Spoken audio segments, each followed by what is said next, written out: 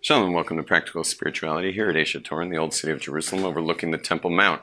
So tomorrow is the day of forgiveness, the day of atonement, where God basically does a factory reset for our lives. He resets everything and forgives the Jewish people.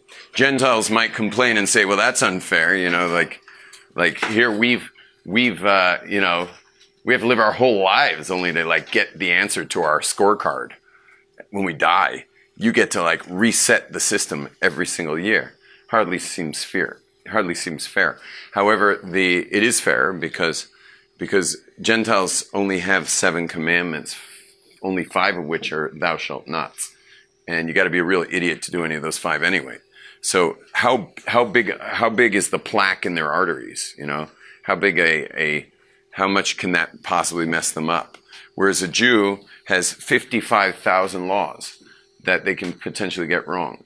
There's 613 hyperlinks. Each of those hyperlinks leads to a website which breaks down into 55,000 laws. And what a Jew can do wrong inadvertently in 1 week, a Gentile couldn't do in their lifetime. And so we have to have that factory reset every year. And that factory reset that we get is really important because God is creating the world via these 613. These are the pipes of creation. So if the Jews have a lot of plaque, meaning a lot of, barrier, what's called the orlas halev, or the foreskin of the heart, our hearts are covered over by sin. So then the creation itself gets clogged. And so God does the rotor-rooter and roots out the pipes once a year on Yom Kippur, cleans it out. And there's even a discussion from Mishnaic times whether the day itself atones without you doing a thing. Meaning you could just lie in bed or you go jet skiing or something. You could just eat cheeseburgers all day. You don't have to fast? What? You don't have to fast? Right. Well, for every bite, you'll get a terrible sin and be cut off spiritually from your people, and then you'll be forgiven a second later. And then you take another bite, and you're spiritually cast off from your people, cut off spiritually, and then you're reinstated with forgiveness a minute later. So, but yes, you do have to fast. Don't try that. And by the way, the rabbi who believed that, I think it was Rabbi Yehuda Nasi, and we do not hold like that. We hold that the reset happens because you actually embrace the day, which includes fasting and the prayer and the repentance. And by the way, don't forget to repent on Yom Kippur, because you could easily just go down the list of the prescribed list, which is all in plural, because half those things you'd never even think to do. And you'd need a lot of imagination for some of the things on that list. And so why are you hitting your chest over those things? And the answer is you're not hitting it's not about you. It's about you and the other Jews that are connected to your soul, because there are 600,000 root souls, yet there are 13 million Jews, 14 million Jews. So that comes out to about 25 people are walking around the planet who share your soul. Now, you may be a nice, good girl or boy who's keeping Yom Kippur and keeps Shabbat and keeps kosher and keeps all the other good stuff. But it could be many people whose soul you share do not keep that stuff. And therefore, by you having a proper Yom Kippur, you're cleaning up and resetting for them who may not even be celebrating Yom Kippur at all. And it's not just them. You also have specifically connected to you, every Jew has connected to them a certain amount of mineral, vegetable, animals, which will include all fish and fowl, and Gentiles. Each of us has a certain amount of Gentiles. I forget what the math was, but someone, if you have an Apple phone, just Just type into Google, go into your calculator and calculate 7 billion divided by 13 million. And you'll see how many Gentiles each one of us could, if it were even, I doubt it's even, but if it were perfectly even, each one of us would have these Gentiles literally feeding off of our commandments. Like when you're doing a mitzvah, this amount of Gentiles, how many Gentiles? 7 billion divided by what? 13 million. Baruch atah Adonai Eloheinu melech haolam shehakol nivra. 53.8. So you have 53 Gentiles counting on you. Yeah, and every Jew has that, and that finally makes up all the Gentiles in the world.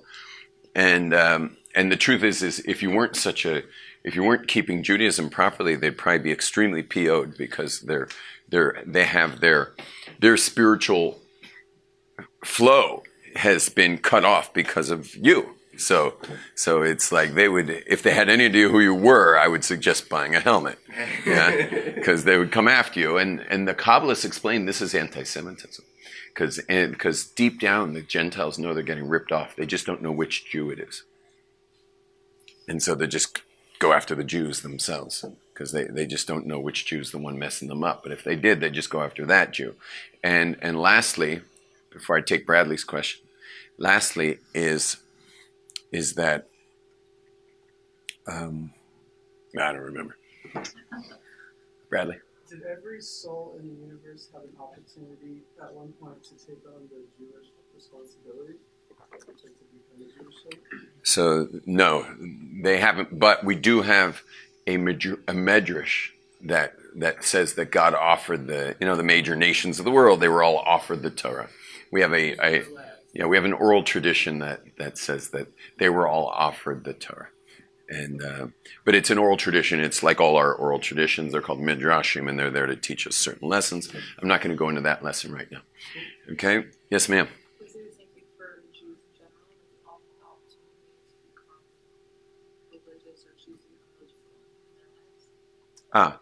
I wouldn't say every Jew's had that opportunity, but certainly many have had the opportunity, and no matter where they are, at least every Jew in the world could have asked the questions that would have led them to the answers.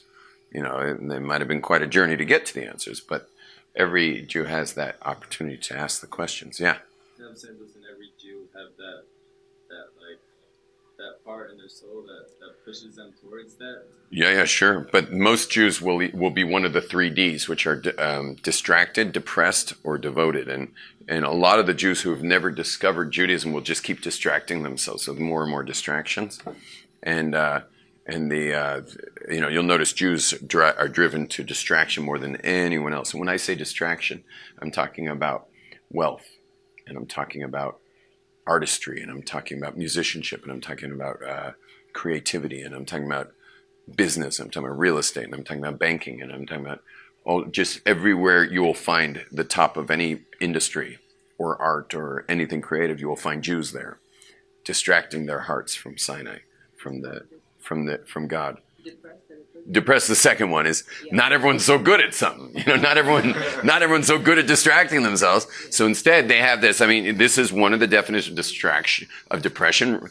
Viktor Frankl made this famous in his book Man's Search for Meaning. In his later therapy, he worked in a Holocaust survivor. He said that when someone deep down has an unconscious knowledge that there's something really big out there, like really big and meaningful, but no one ever lets him know what that is, that causes an existential depression. It's a different kind of depression than people are used to talking about. It's called an existential depression. Raise your hand if you've ever felt an existential depression. Yes, you know what I'm talking about, where things are kind of meaningless. And now, why should that bother you? I mean, today's millennials, the things being meaningless is fun. That means you get to do whatever you want with your you-know-whats, Things are meaningless. So shouldn't that be great? And the answer is, well, yes, if you're a Gentile, not if you're Jewish. Because if you have Mount Sinai in your genetics, if Mount Sinai is in the collective unconsciousness of the Jewish nation, and you've never been taught about Torah in any real way, meaning you might have been taught some religious stuff, but Judaism is not a religion. So if you were never taught Judaism from a core tribal level of our true ancestral heritage, so then you just think life's meaningless, except your heart says life's meaningful. But you never found the meaning that leads to depression. Clear? And that's a pretty heavy depression. And the last is devoted, and that's people who actually embrace the tribal ancestry, our actual wisdom chain, and we're part of that as the wisdom tribe, and we align our lives with that by avoiding the negatives and doing the positive commandments, and so we're pretty hooked up.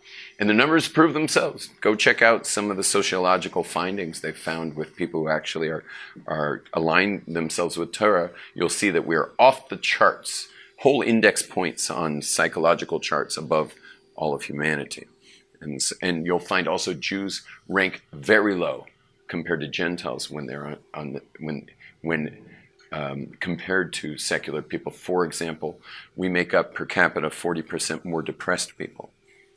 On that existential depression, we make up 40% more depressed people than the Gentile population. So we're off the charts low, and also we also have a rate of senility at the end of life. Secular Jews have a rate of senility at the end of life much higher than Gentiles. Because, what? What's that? Senility is losing your marbles at the end of your life. You know, old people lose their marbles after a while. But in my community of Torah scholars, the majority of the Torah scholars and their wives make their own breakfast the day they die. I mean, they're fully sufficient, self-sufficient. And in fact, their mastery of Torah, the greater mastery you have of Torah, likely will directly affect how long you'll live. And if you get so big in Torah that you become the actual question answerer for the generation, there's always a number of people who are the answers of questions. If you can hit that category of wisdom, you will automatically live into your hundreds. No one's died before 100 years old in the last 50 years who's reached that category. You will live into your hundreds. Why that is probably because the nation needs you, and God's going to make sure you stay, fit to, the whole nation's leaning on you. So, poskim, exactly, very good. Yeah, they're called poskim. Yeah. The day they die. They make their own breakfast. And then they lay down, they call all their kids, and their grandkids, and their great-grandkids, and their great-great-grandkids, and the place fills with people, and they bless everybody, and they close their eyes and die. They know. People still do that stuff, in our community they do that. Different ages, usually in the 80s and 90s. They're ready. It's time. They're ready to go. And it's over. So they don't suffer, they just... I don't know if people on that level suffer, even if they were suffering. I'm not sure they call that suffering. What is suffering? Suffering is your relationship to facts. That's suffering. Yeah, they may get ill. I mean, God's got to take them out somehow. They often get ill. Okay, wait. Let's get back to Yom Kippur. So we learned that God treats us as we trust. We learned that God treats us as we treat others. We're coming up to the day of forgiveness. How are we supposed to treat others? With forgiveness. How many, raise your hand if there are people that you have not forgiven in your life. People who've harmed you, obviously. Raise your hand if there are people you haven't forgiven. Okay? And the rest of you are lying. Okay? Especially if you're doing this. Not forgiving them. And then I'm going to raise my hand. Because this is my posture of not forgiving. So, anyway, everyone has people they haven't forgiven. And we're all going to ask God to forgive us tomorrow. And you're way worse than the people who've harmed you. Way worse. I mean, imagine, like, God's creating you, okay? Your life doesn't create itself. Nothing creates itself. God creates us. So God's creating you 24/7. 60 seconds a minute. Okay? Over and he's just creating it and creating it and creating it and creating it. Now, imagine we had a clock, like an atomic clock that tells even the milliseconds and the seconds and the minutes. And at the end of the day, it tells you how much time during your last 24 hours you spent thinking about God creating you. How would you score? How would you score? 30 minutes. Nice. That's awesome. That's pretty good. 30 minutes. It's very honest, and it would be a pretty high score. And that would mean that someone spent their day meditating a bit, probably 30 minutes. Because I think all of us have fleeting thoughts of God, but one who meditates on God would have 30 minutes, maybe more. Now, so we're worse. You understand? We're worse. I mean, can you imagine being married to someone who ignores you all the time? And that's not a person you need to like keep your body being created with each moment. Like, that's your person you're married to. But imagine being married to someone who ignores you constantly.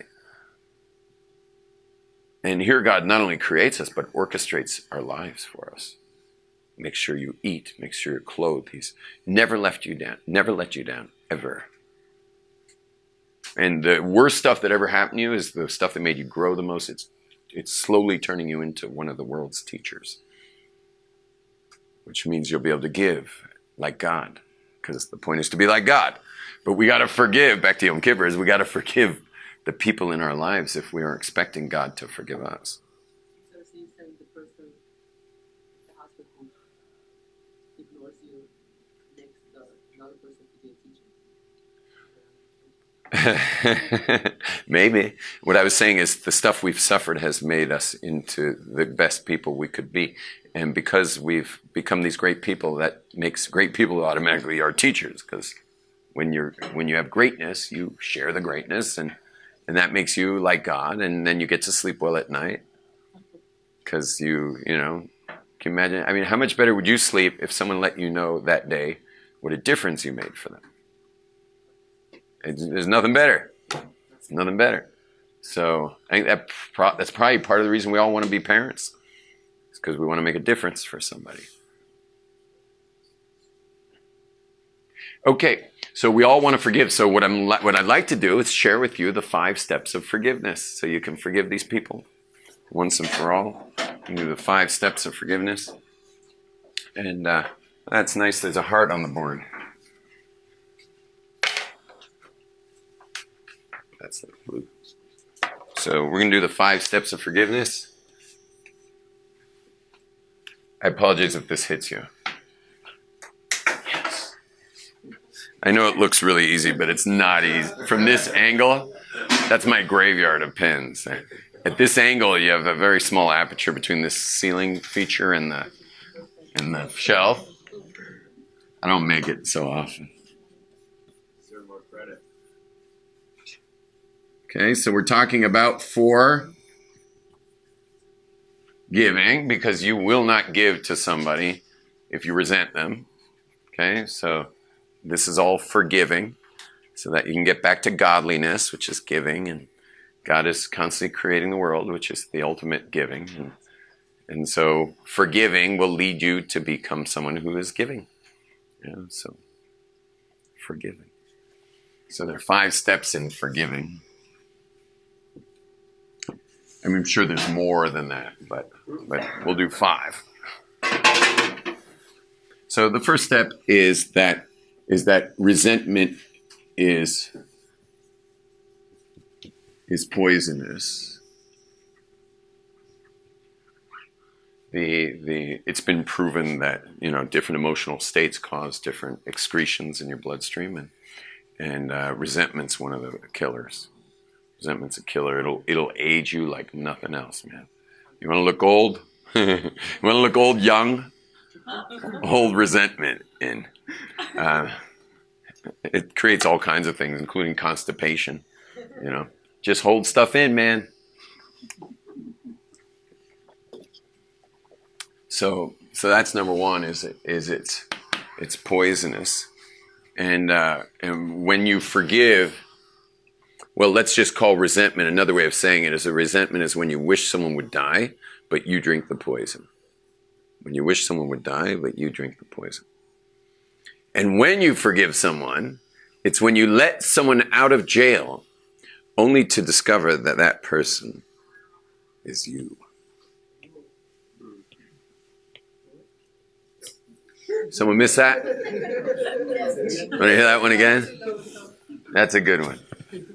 Forgiveness is when you let someone out of jail only to realize that person is you.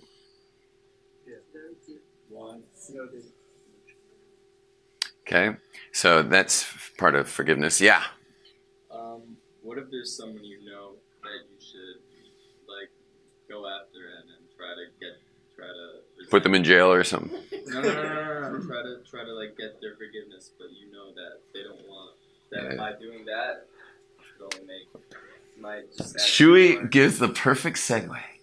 The next, you gave the first perfect segue, and that is you gift forgiveness.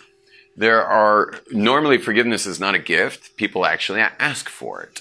And that's very humbling to ask for it. It's humiliating, really, to come up to somebody and say, you blew it. Not too many people have the courage to do that. And so what do? We just never forgive them because they never really asked. They didn't take ownership over what they did. And so we're just not going to forgive them, except what? We're still drinking the poison. And so therefore, what kind of forgiveness we give? Everyone say the gift of forgiveness. Say that? The gift of forgiveness. You didn't say it. Say the gift of forgiveness. And the gift of forgiveness means that you're going to stop waiting for their apology, and you're just going to spit out the poison of resentment and gift it. Straight out gift it. Someone gifted me a forgiveness recently. Some lady, it took her like 32 years to finally get the courage to like reach out to a rabbi. And she reached out to me, and I totally ignored her.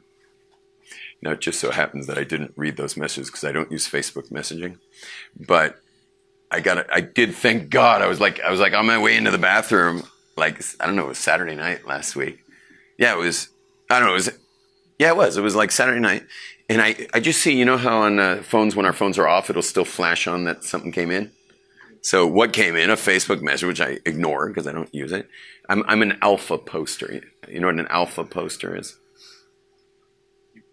You post, you don't look at stuff. Yeah. Same way. You're an alpha poster. Okay. So you post, but you don't look at everyone else's stuff. That's very beta to be like going through the news feed. It's not. Real men don't look at news feeds. Okay. So anyway, this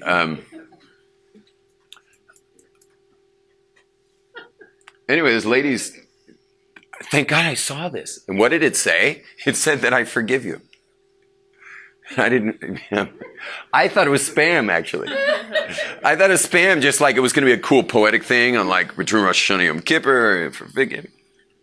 But I opened it up and, just to make sure it wasn't spam, maybe it is actually to me.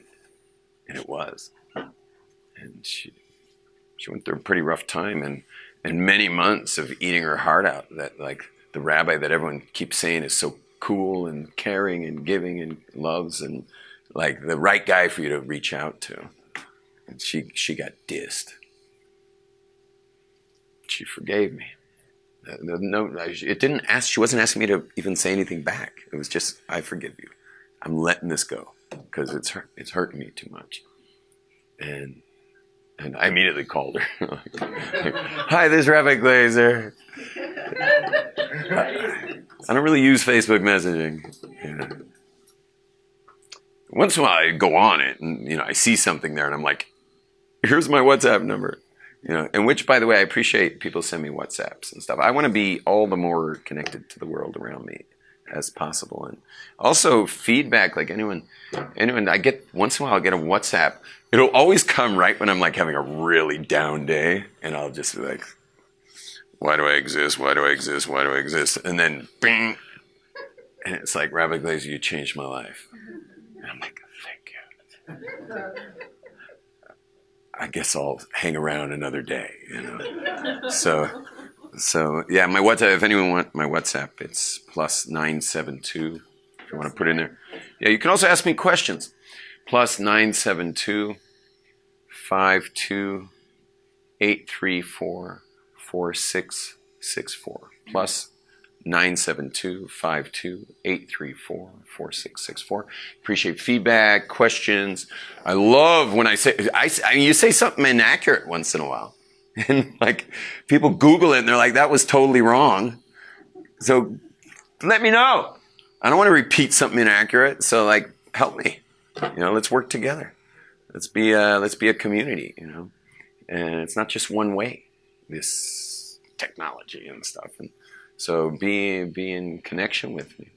And the ultimate connection is to be part of my club. I have a media club that's working to get as much of this out as possible, that more and more people have relevant Torah to hear. That will make a big difference for them, Jews and Gentiles. So please join the club. What's it called? YomTovMediaClub.com. So YomTovMediaClub.com. And that automatically puts you in a very special place in my heart. And one last thing, by the way, if anyone does WhatsApp me and I don't reply, probably because your WhatsApp got avalanched by like 30 other WhatsApps, 3 of which were emergencies. And sorry, I'm going to deal with the emergency WhatsApps. And by the end of my day, there's 30 more on top of those 30. And now yours is 60 down. And your name's not in my phone.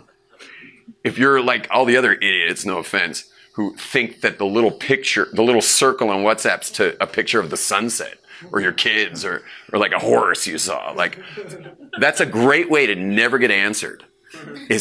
Is think that your profile picture is supposed to be a photo of a nice car or something, or your company logo. It's like, no, you're way at the end of my list of anyone I'm replying to. That's even if your name's in my phone, because your name's in my phone, it's listed with a bunch of other names. But if your face is staring at me, I'm like, hey, that guy needs me. That lady needs me. You understand? Like I'm going to at least click on it and read the first line or two if your face is there, because it's human. There's not a lot of human with social media. And like, who in the world thought to put anything but their face on there? I opened it up, I was like, okay, WhatsApp, how do you use this? It says, well, open your account. So I like put my name and, and there's a picture. Okay, click, It's like, obviously, people, want to see you. They don't want to see your dog. Yeah. It's a perfect way to not get answered. Anyway, if your WhatsApp got avalanched, just put it back to the top 24 hours later. Just send an arrow pointing upward. Just send an arrow.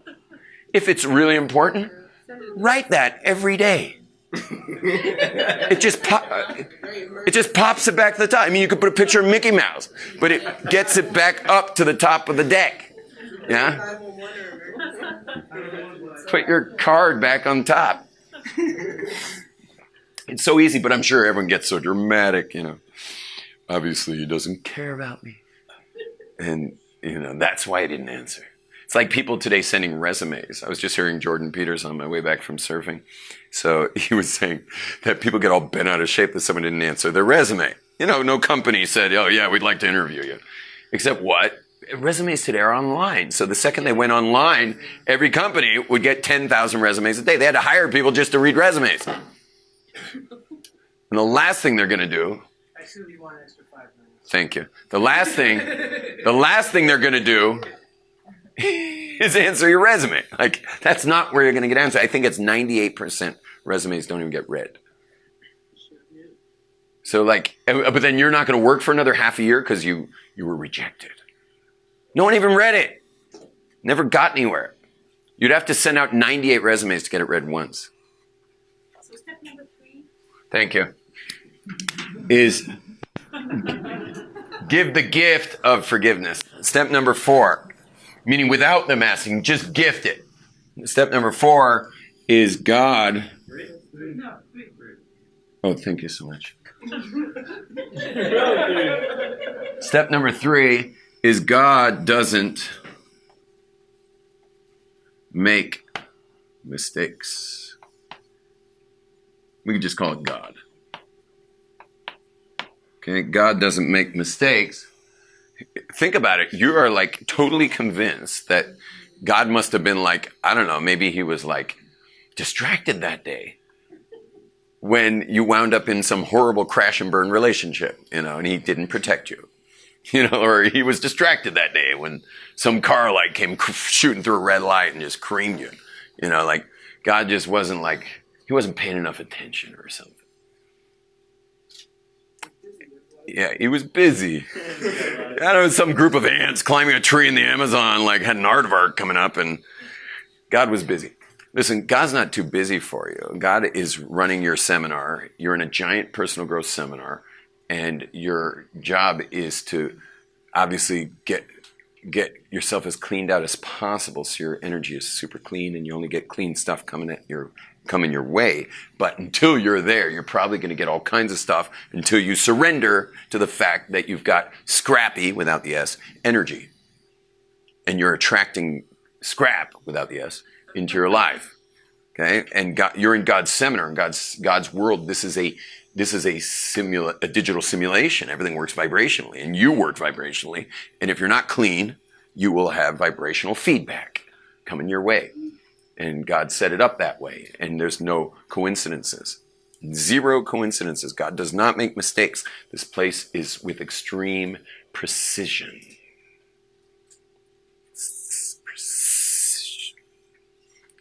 Everything's shooting across the room right now, digitally. Hitting your eardrum, going to the brain. The brain's just neurons firing or not firing, which is ones and zeros, purely binary. And everything's digital. Okay? I lost my pen. There it is. Yeah, we're going to move faster now. Number 4 is that you must bless your enemies.